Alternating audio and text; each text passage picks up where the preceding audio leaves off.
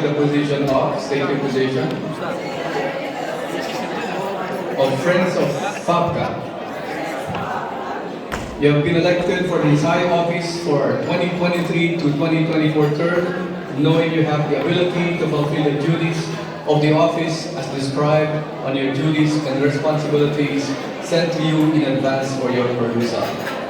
As a member of the Board of Directors and Executive Board, you will be making decisions that affect the future of Friends of FAPCCA that must be consistent with policies contained in the Friends of FAPCCA bylaws. Do you accept the duties and responsibilities and promise to fulfill, to the best of the ability, your duties assigned to you?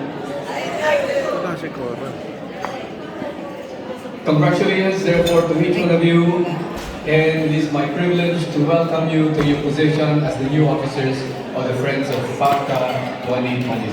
Thank you. Accept the duties and responsibilities and promise to fulfill to the best of your ability the duties of the President of the Friends of FAPCCA? She does.